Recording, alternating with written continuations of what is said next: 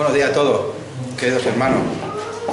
Si recordáis de la anterior ocasión, ya terminamos el discurso de Pedro allá en la explanada del templo. Y vimos también la reacción que tuvieron los allí presentes al escuchar aquellas palabras finales a modo de conclusión que decían: sepa pues ciertísimamente toda la casa de Israel que a este Jesús, no a otro, a este Jesús, a quien vosotros crucificasteis, Dios le ha hecho Señor y Cristo. Vimos la reacción que tuvieron estas personas. Se compungieron de corazón. Estaban totalmente abatidas. Estaban totalmente incluso atemorizadas. ¿Qué hemos hecho?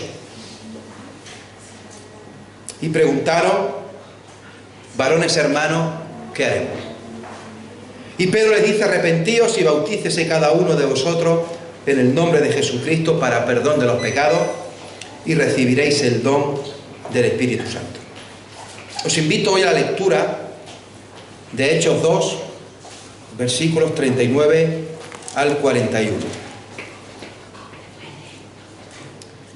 Hechos capítulo 2, vamos a ver solamente estos 3 versículos.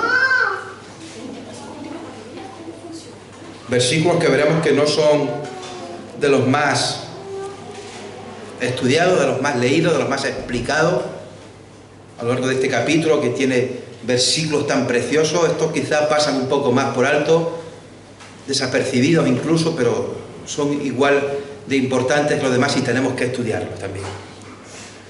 Dice, versículo 39, porque para vosotros es la promesa, y para vuestros hijos, y para todos los que están lejos, para cuantos el Señor nuestro Dios llamare.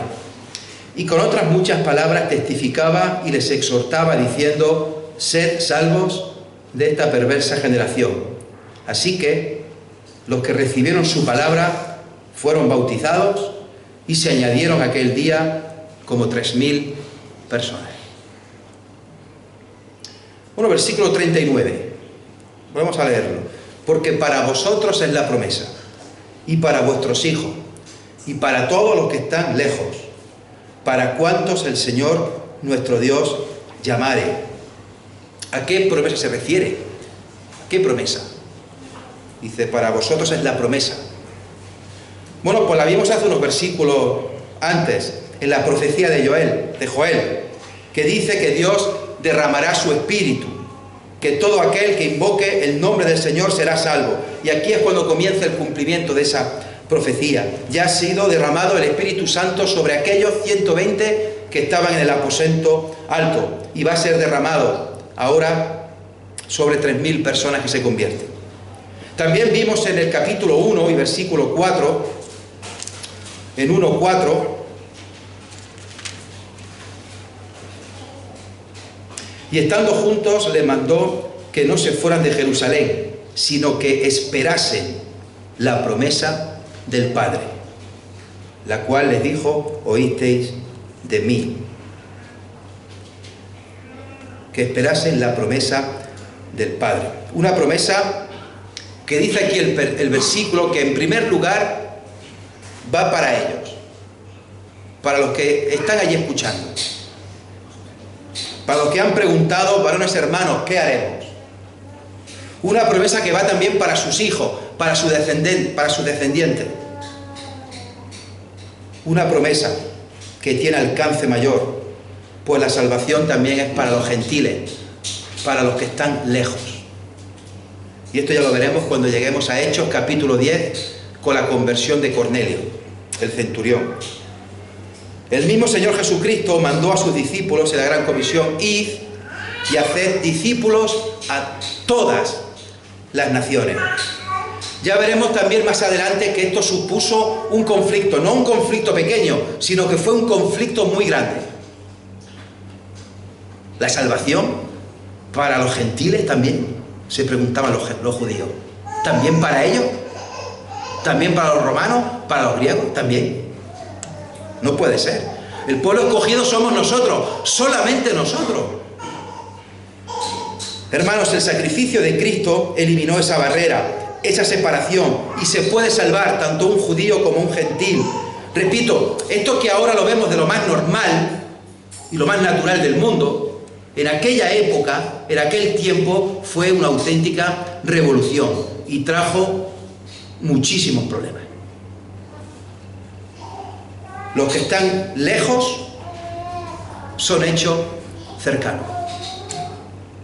Como dice el apóstol Pablo en Efesios 2:13, pero ahora en Cristo Jesús,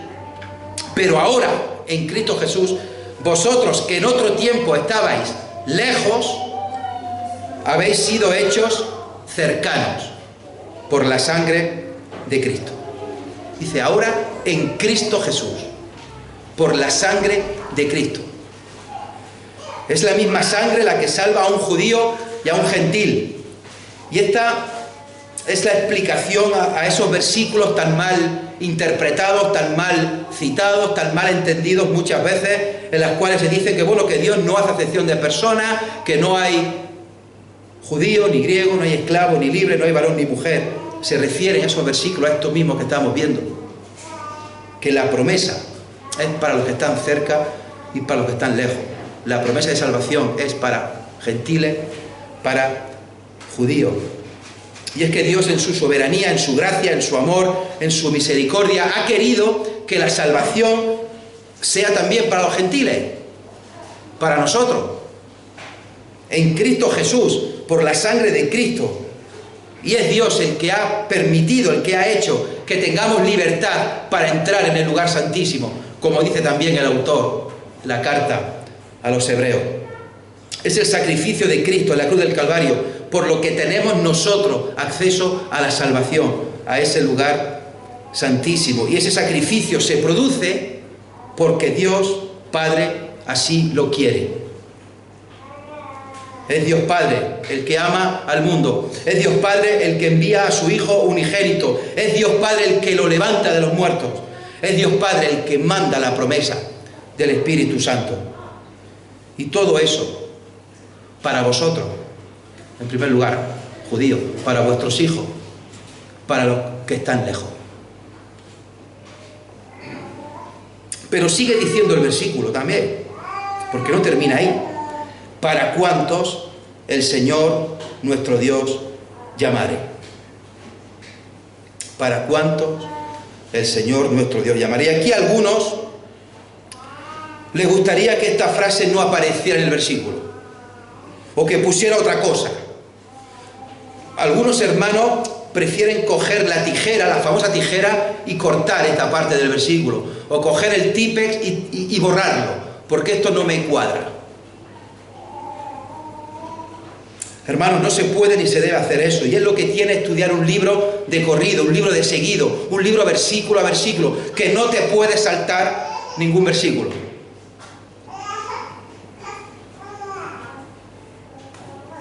La promesa de este versículo tiene 4 paras, 4. Para vosotros, para vuestros hijos, para cuantos estén lejos y para cuantos el Señor nuestro Dios llamare. El que llama para dar su promesa es Dios. No es, hermanos, el que está lejos, no es el que está lejos, que es el que se acerca a Dios por su voluntad. No es el gentil el que viene a acercarse a Dios en busca de la promesa. Es Dios el que extiende la salvación a los gentiles y nos hace cercanos por la sangre de Jesús. Los versículos de Efesios 2, 4 y siguientes son muy reveladores. Dicen allí Efesios 2, 4, pero Dios, que es rico en misericordia, por su gran amor con que nos amó, aun estando nosotros muertos en pecado, nos dio vida juntamente con Cristo. Por gracia sois salvos. Y juntamente con Él nos resucitó y asimismo nos hizo sentar en los lugares celestiales con Cristo Jesús. Queridos hermanos, el que es rico en misericordia es Dios. El que nos amó por su gran amor es Dios. El que nos dio vida juntamente con Cristo es Dios. El que nos salva por gracia es Dios. El que juntamente con Jesús nos resucitó es Dios. El que asimismo nos hizo sentar en los lugares celestiales con Cristo Jesús es Dios.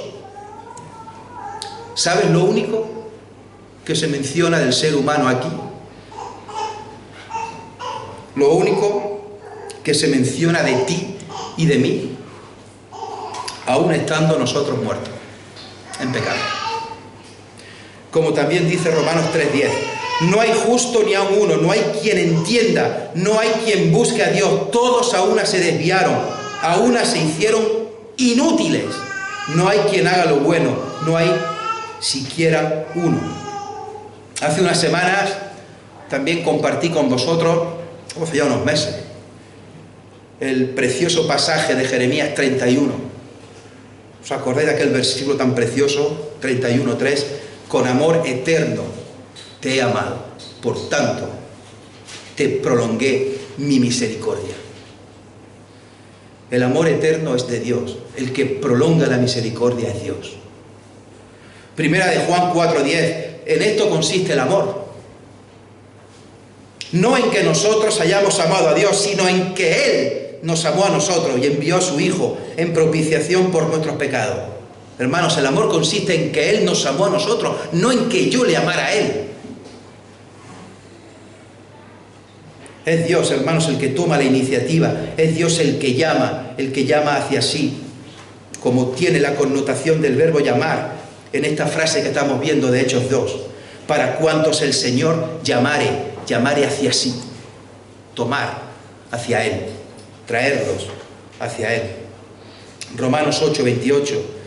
Y sabemos que a los que aman a Dios, todas las cosas les ayudan a bien. Esto es, a los que conforme a su propósito son llamados. Queridos hermanos, la salvación es de Dios. La salvación es de Dios. No me lo estoy inventando. Salmo 3:8. La salvación es de Jehová. Jonás 2:9. La salvación es de Jehová. Dios es el que salva. Y Dios es el que en su soberanía, su justicia, su bondad, su amor, su misericordia, da la promesa del Espíritu Santo para cuantos Él llamare. La salvación es por gracia, por medio de la fe. Y la fe viene por el oír la palabra de Dios.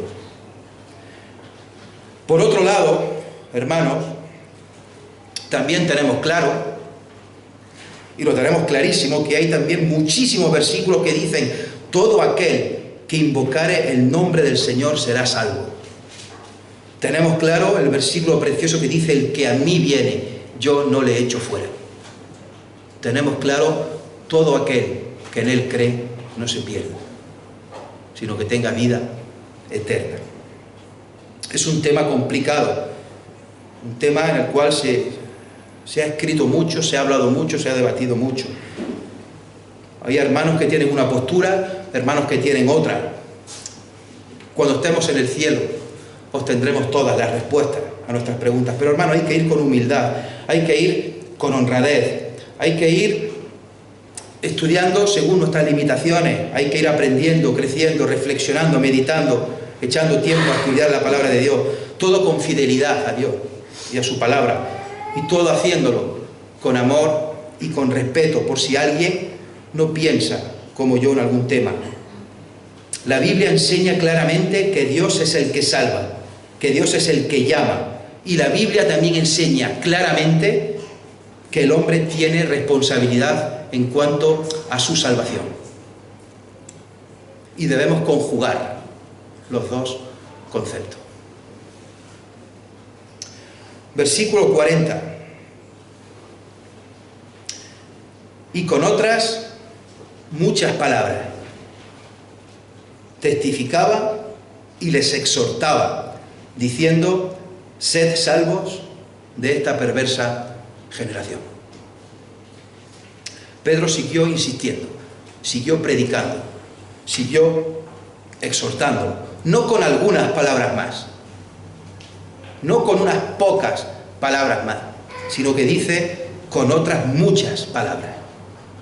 más, que no son recogidas aquí. Pero sabemos lo que les exhortaba, sabemos cuál era la conclusión de lo que decía Pablo: sed salvos de esta perversa generación. Qué contradicción, ¿verdad? En el sentido de que está hablando de perversa generación, pero podemos ser salvos. Hay esperanza.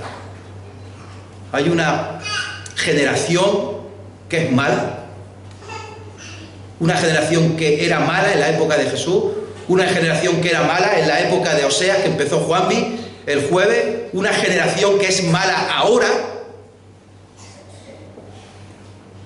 pero está la esperanza de la salvación. Sed salvo de esta perversa, de esta mala generación. Lucas 9:41, se acercó un hombre a Jesús diciendo que su hijo estaba endemoniado y le dijo que los discípulos no habían podido sanarle. Respondió Jesús y dijo: oh generación incrédula y perversa, ¿hasta cuándo he de estar con vosotros y os he de soportar? Lucas 11:29, y apiñándose las multitudes comenzó a decir: esta generación es mala. Esta generación es mala. Demanda señal, pero señal no le será dada, sino la señal de Jonás. Hermanos, han pasado 2000 años y la generación actual sigue siendo mala. Sigue habiendo maldad en el mundo. Sigue habiendo maldad en nuestro país, en nuestro continente, y frontalmente se le está dando la espalda a Dios. La gente no quiere saber nada de Dios. Absolutamente nada. Y repito, ya lo explicaba Juanvi el jueves con Oseas, lo estamos viendo ahora en Hechos, o en la época de Jesús, y en la época actual nuestra, la generación sigue siendo perversa. Dice el apóstol Pablo en Gálatas 1, 3 y 4: gracia y paz sean a vosotros de Dios el Padre y de nuestro Señor Jesucristo, el cual se dio a sí mismo por nuestros pecados. ¿Para qué? Para librarnos del presente siglo malo, conforme a la voluntad de nuestro Dios y Padre. Para librarnos del presente siglo malo. Versículo 41. Así que los que recibieron su palabra fueron bautizados, y se añadieron aquel día como 3000 personas. Recibir la palabra es sinónimo de creer el Evangelio, es sinónimo de creer que Jesús es el Señor, es ser salvo por gracia, por medio de la fe, que esta fe viene por el oír la palabra de Dios, que hemos dicho antes. Todos estos que creyeron fueron bautizados al instante, como una manifestación pública de su fe en Jesús como Salvador. Y aquí vemos el orden, hemos visto el orden en estos versículos. Primero, arrepentimiento de pecado. Segundo, creer, recibir el Evangelio. Tercero, bautismo. Y en este caso fue inmediato, se bautizaron al momento. Así que, si has creído, si has sido salvo, si ya tienes el Espíritu Santo en tu vida, debes de pedir el bautismo. Y estás tranquilo que no va a ser inmediato, que no va a ser en cuanto lo digas corriendo te metamos en el agua. Primero hay que llenar esto, y esto lleva un rato llenarlo. Además solemos dar unas clases de discipulado, de preparación al bautismo. Pero hermanos, el orden está claro. ¿Te has convertido ya? ¿Has creído en Jesús como Señor y Salvador de tu vida? Pide el bautismo a los ancianos y bautízate. No estamos de acuerdo en bautizar niños. En ningún lugar de la Biblia aparece explícitamente. Primero hay que creer. Un recién nacido no cree. Todavía no tiene la capacidad de creer. Los católicos bautizan a los niños.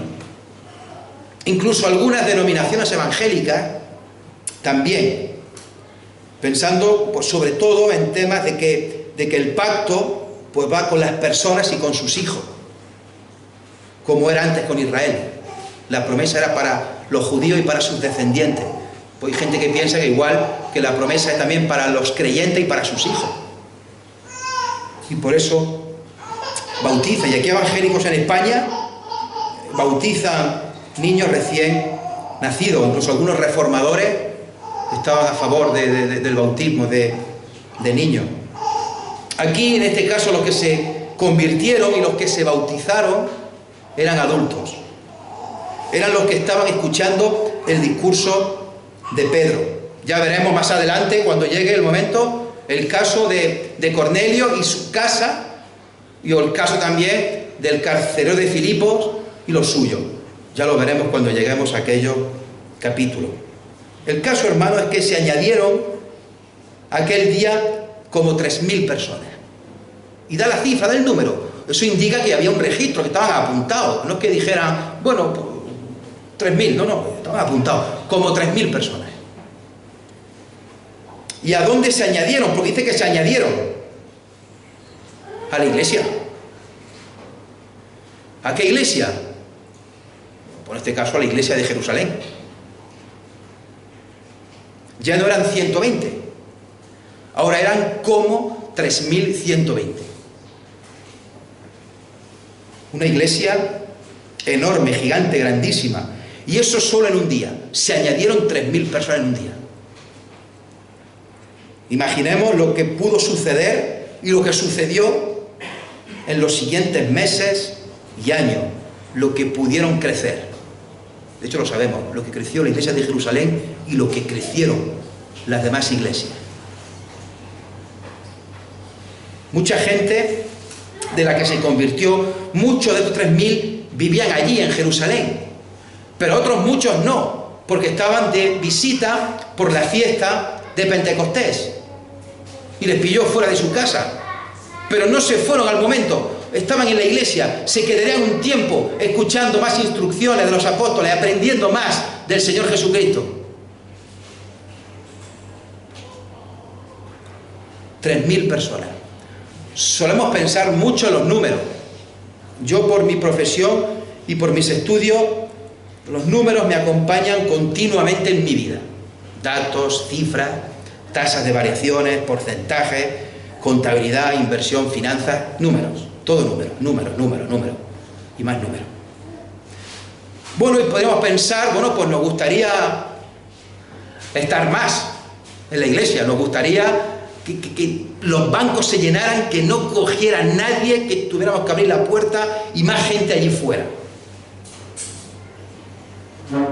Hay iglesias que tienen miles de miembros. Miles.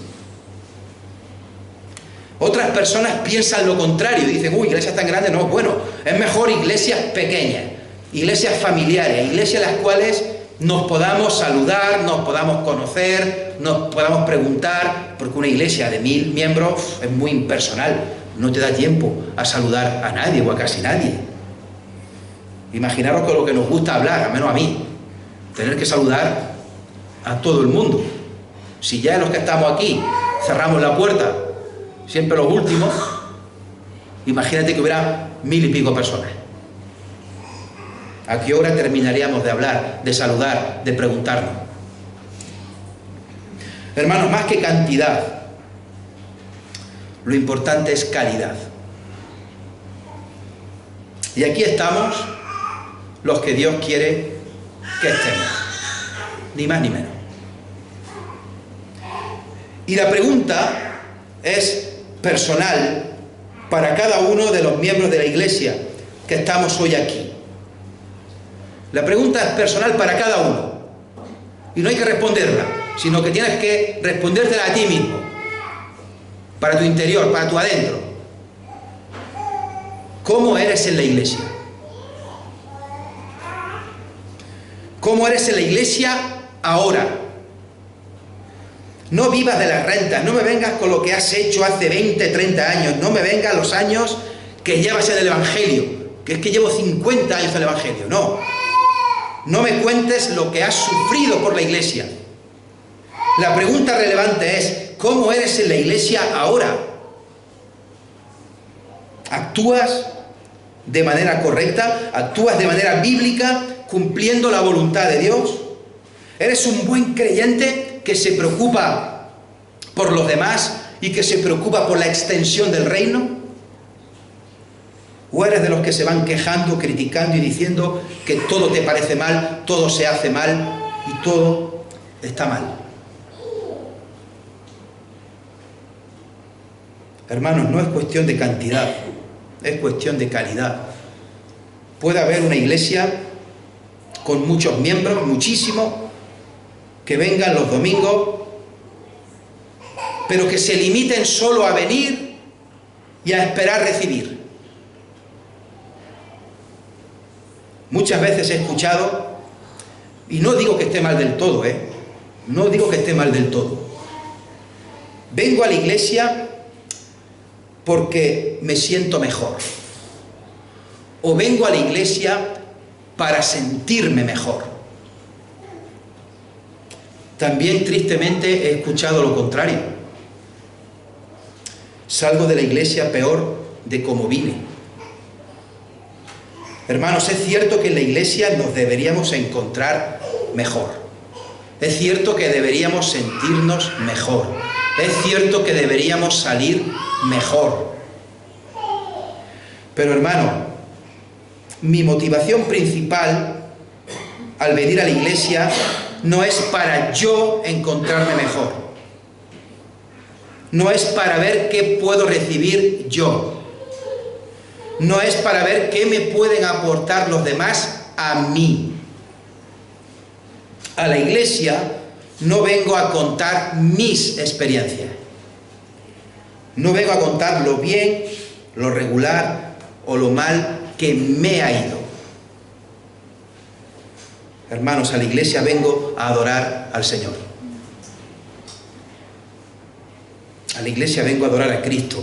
Vengo a adorar al Padre. Un buen cristiano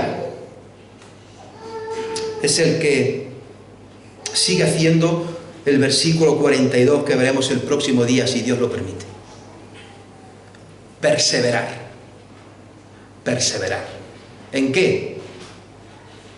En la doctrina de los apóstoles, en el partimiento del pan, en la comunión unos con otros y en las oraciones. Perseverar.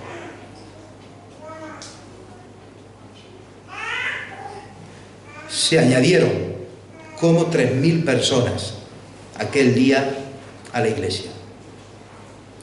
Llevo toda la semana dándole vueltas a esto. Hemos entendido, hermanos, hemos entendido lo que significa añadirse a la iglesia.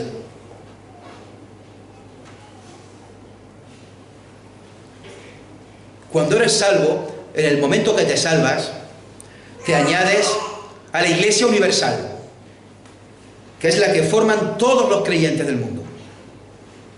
Cuando te bautizas, formas parte de una iglesia local, eres miembro de una iglesia local.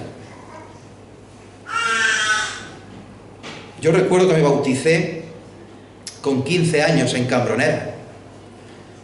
Eunice se bautizó también ese mismo día. Corría el año 94. Pero estamos yendo a la iglesia desde que nacimos. Ella nació aquí en Linares, yo en Vic, en Barcelona. Y precisamente el otro día en Mallorca quedamos con mi tío y también iba una mujer, Araceli, que esa mujer había sido mi maestra de escuela dominical. Hace ya más de 40 años.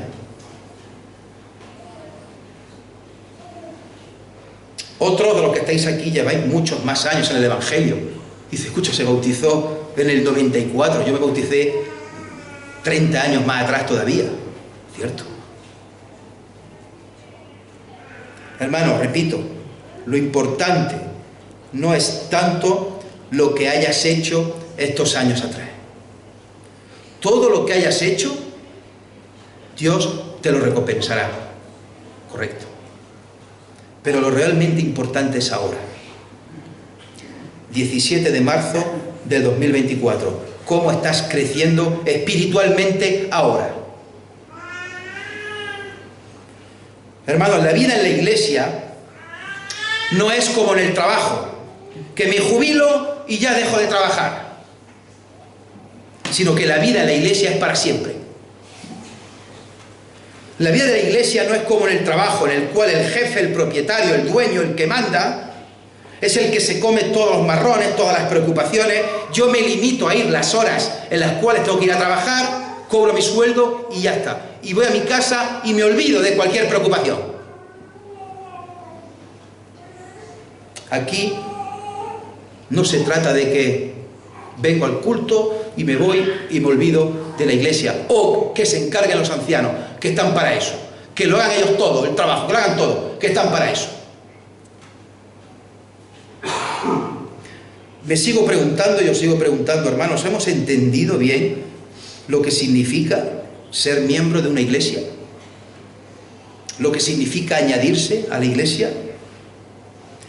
¿Qué implica ser miembro de una iglesia? ¿Qué responsabilidad tenemos los miembros de la iglesia? No solamente los ancianos, que los ancianos, aparte de estas cosas comunes a todos, tenemos algunas más, ¿cierto? Aquí he apuntado algunas. Seguramente me falten. Pero vamos a ver lo que implica ser miembro de una iglesia. En primer lugar, ser miembro de una iglesia implica que te has convertido, que has creído en Jesús como Salvador y Señor de tu vida y te has bautizado. Has manifestado tu fe públicamente delante de la iglesia, delante de todos, y dices públicamente que eres cristiano y que estás bautizado, que eres miembro de una iglesia. Si no te has bautizado aún, no eres miembro de la iglesia local. En segundo lugar, ser miembro de una iglesia implica predicar la palabra de Dios. Marcos 16. Id por todo el mundo y predicad el evangelio a toda criatura. Segunda de Timoteo 4, 1 y 2. Te encarezco delante de Dios y del Señor Jesucristo, que juzgará a los vivos y a los muertos en su manifestación y en su reino, que prediques la palabra, que instes a tiempo y fuera de tiempo, redarguye, reprende, exhorta con toda paciencia y doctrina. Ser miembro de la iglesia implica discipular a los recién convertidos. Mateo 28, 20. Ya terminando la gran comisión, enseñándoles que guarden todas las cosas que os he mandado. Enseñándoles. Ser miembro de una iglesia implica disciplinar y amonestar. Y lo que es, no sé si más fácil o más difícil, ser disciplinado y amonestado. No sé qué es más difícil. ¿Amonestar tú a un hermano? ¿O es más difícil que te amonesten a ti y aceptarlo bien? Mateo 18, 15. Por tanto, si tu hermano peca contra ti, ve y repréndele estando tú y él solos. Si te oyere, has ganado a un hermano.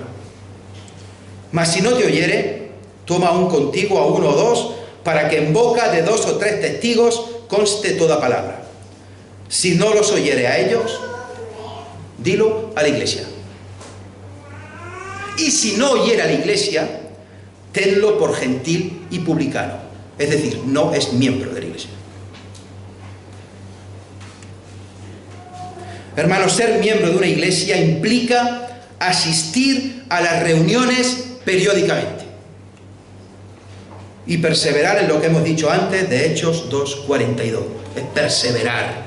La clave es perseverar. No es ir un día a la doctrina, otro día partimiento del pan, no, es perseverar. Ir a todas las reuniones que se pueda. No solo el domingo, también hay reunión de oración el jueves, también hay reunión de oración de señoras. Y si eres señora o señorita, pues también ve a la reunión. También hay reunión de jóvenes. Si eres joven, pues ve a la reunión de jóvenes. Yo os animo y os exhorto a que vengáis a todas las reuniones que podáis, que podamos. Si te encuentras mayor, dínoslo y te llevamos y te traemos. Vamos a tu casa a buscarte, te dejamos en la puerta, te recogemos y te llevamos a tu casa. No hay problema. Gracias a Dios tenemos coches, buenos coches. Y podemos llevaros, traeros a cuanto necesitéis. Y estamos a vuestra disposición. Si vives fuera o estás enfermo, pues vale, pues se comprende que no puedas venir siempre aquí. Y quizá te reúnes incluso en la ciudad en la que vives, algunas reuniones entre semanas. Se comprende, lógicamente. Hay que ver cada caso. Pero hermanos, yo lo único que os quiero decir, sin acusar a nadie, es que en la medida de lo posible, que hagamos el esfuerzo por venir a las reuniones. Incluida, como no, la reunión de oración, que es muy importante y muy necesaria.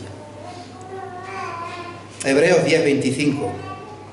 Considerémonos unos a otros para estimularnos al amor y a las buenas obras, no dejando de congregarnos como algunos tienen por costumbre, sino exhortándonos, y tanto más cuanto veis que aquel día se acerca. Ser miembro de una iglesia implica obedecer a los ancianos. Hebreos 13:17. Obedeced a vuestros pastores y sujetaos a ellos, porque ellos velan por vuestras almas, como quienes han de dar cuenta, para que lo hagan con alegría y no quejándose, porque esto no es provechoso. Ser miembro de una iglesia implica ofrendar y ayudar en el sostenimiento de la iglesia y de la obra, en España y en el mundo. Segunda de Corintios 9:10.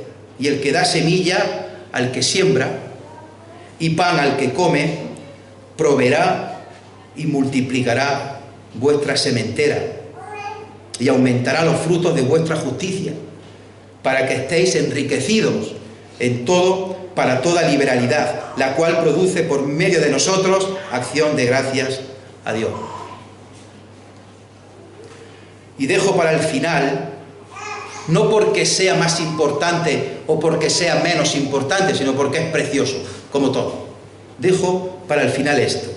Ser miembro de la iglesia implica cumplir los versículos que aparece la frase los unos a los otros. Juan 13:34. Un mandamiento nuevo os doy, que os améis unos a otros, como yo os he amado, que también os améis unos a otros. En esto conocerán todos que sois mis discípulos, si tuvierais amor los unos con los otros. Juan 15:12. Este es mi mandamiento, que os améis unos a otros, como yo os he amado. Gálatas 6:2. Sobrellevad los unos las cargas de los otros y cumplid así la ley de Cristo. Efesios 4:2. Soportándoos con paciencia los unos a los otros, en amor. Efesios 4:32. Antes sed benignos unos con otros, misericordiosos, perdonándoos unos a otros, como Dios también os perdonó a vosotros en Cristo. Primera de Tesalonicenses 5:11. Por lo cual, animaos unos a otros y edificaos unos a otros. Santiago 5:16. Confesaos vuestras ofensas unos a otros y orad unos por otro, para que seáis sanados. Primera de Juan 13:11, porque este es el mensaje que habéis oído desde el principio, que nos amemos unos a otros. Primera de Juan 4:11, amados, si Dios nos ha amado así, debemos también nosotros amarnos unos a otros. Nadie ha visto jamás a Dios. Si nos amamos unos a otros, Dios permanece en nosotros y su amor se ha perfeccionado en nosotros. La lista sigue. Podríamos seguir. Unos a otros, los unos a los otros. Hermanos, hoy día la gente, la sociedad, no quiere comprometerse a nada. La sociedad no quiere compromisos de ningún tipo. No, compromisos no quiero. Y tristemente está pasando también en las iglesias. Hay menos compromiso que antes. Hay gente menos comprometida que antes. Y esto no debe ser así en los creyentes. Formamos parte del cuerpo de Cristo y todos somos necesarios. Todos nos necesitamos los unos a los otros. Y es fundamental, hermanos, entender y comprender lo que significa y lo que implica ser miembro de la iglesia. La Biblia en ningún lugar dice, de manera explícita, no lo dice, mira, tienes que ser miembro de una iglesia local. No lo dice. Pero sí vamos a ir viendo a lo largo del libro de Hechos lo que ocurría. Vamos a ir viendo lo que hacía la iglesia primitiva, lo que hacían las iglesias que se fueron fundando después, a las cuales Pablo enviaba cartas o visitaba personalmente en sus viajes misioneros. Y veremos iglesias, o los santos a los cuales se reúnen en la iglesia de Galacia, de Filipos, de Colosas, de Éfeso, Corinto, Tesalónica, Roma. También las iglesias que menciona Juan en el Apocalipsis. Veremos, hermanos, a lo largo del libro de Hechos la importancia de la membresía en la iglesia. Y veremos que aparecen un montón de veces frases como lo propuesto tuvo la aprobación de la congregación. O veremos cómo hubo gran persecución contra la iglesia que estaba en Jerusalén. Veremos versículos como constituyeron ancianos en cada iglesia. Entonces pareció bien a los apóstoles, a los ancianos, con toda la iglesia. Veremos versículos que dicen, hizo llamar a los ancianos de la iglesia. Todo esto sugiere, hermano, que se tenía bien claro quiénes eran los miembros de cada iglesia. Y está claro, por lo que hemos dicho, con versículos bíblicos, lo que implicaba y lo que implica hoy día ser miembro de una iglesia. Los creyentes se reunían en iglesias locales. Cuando alguien se convertía, era bautizado y pertenecía a una iglesia local. 2000 años después, seguimos haciendo lo mismo. Hermanos, no se trata de convertirse uno y tener una relación íntima, personal y solitaria con Jesús, que está bien, tener una relación íntima, está bien, pero no es solamente eso, es más que eso.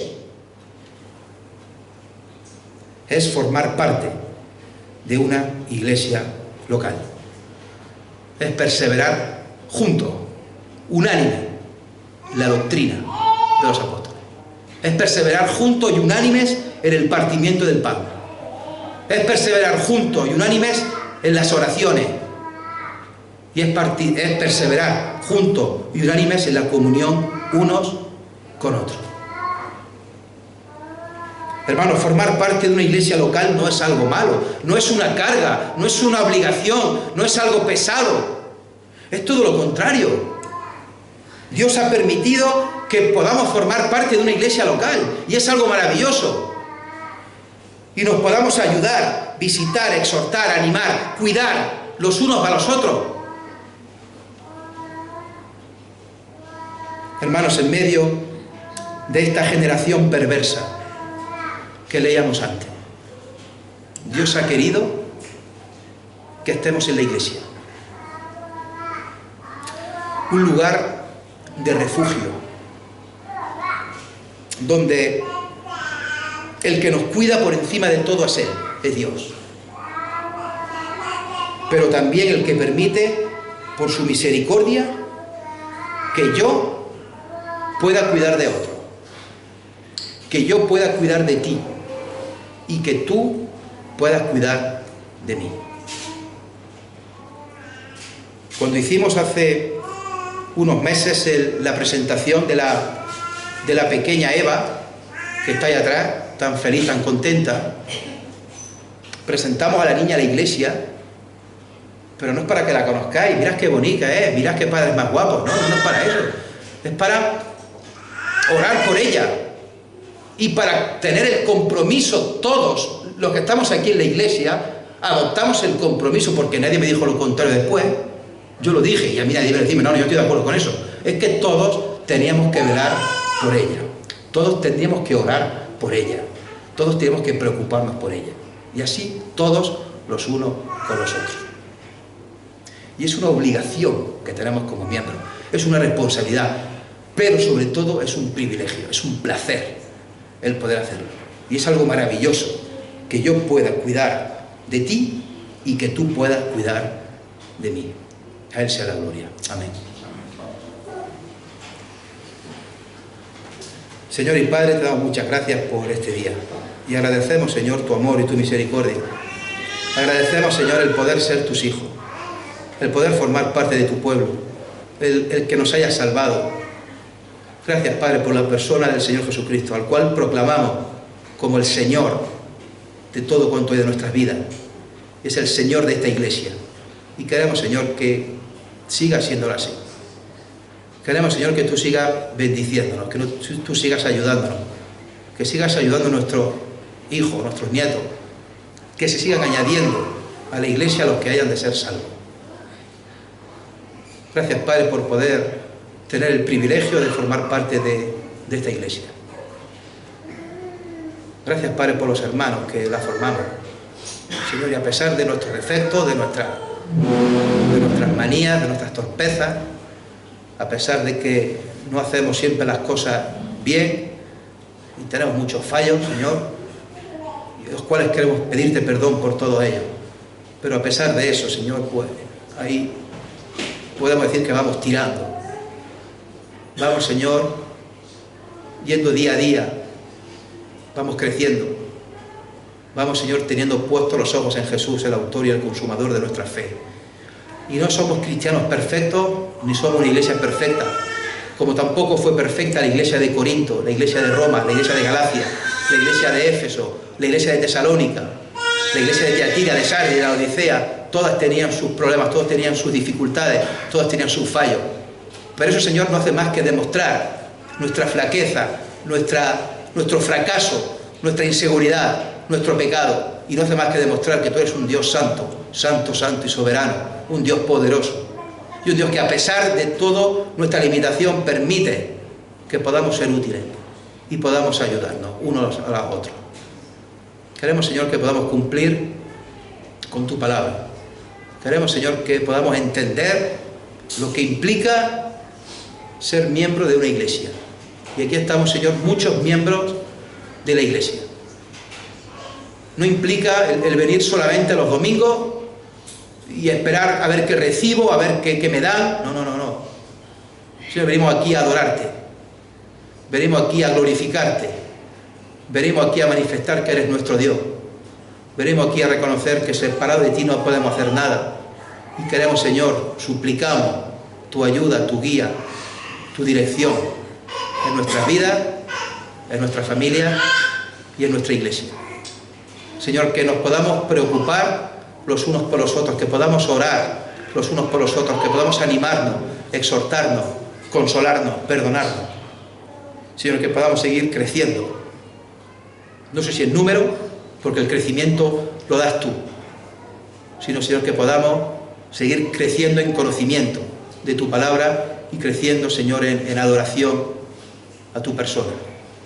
Queremos, Señor, que Cuida de nuestros hijos, queremos, Señor, que puedan ellos, Señor, creer en ti, que puedan salvarse y puedan, Señor, también seguir en la iglesia, ya sea en esta o sea en otra que tú les pongas, Señor, pero que puedan seguir el camino, Señor, de sus padres, de sus abuelos, sus bisabuelos, de muchas generaciones, Señor, que todos también podamos seguir dándote la gloria que tú se lo mereces. Nos acordamos de los hermanos que no puedan estar aquí hoy con nosotros, que estén enfermos, que estén de viaje, que estén trabajando fuera, que estén estudiando, incluso, Señor, que estén también desganados, que tú los bendigas a todos. Y que nos bendiga, Señor, en esta semana que comienza mañana con el trabajo, con los estudios, con nuestros quehaceres, con nuestra rutina. Cada uno, Señor, tiene sus cosas, pero, Señor, suplicamos tu ayuda y tu dirección en nuestra vida. A ti sea la gloria, en el nombre de Jesús. Amén.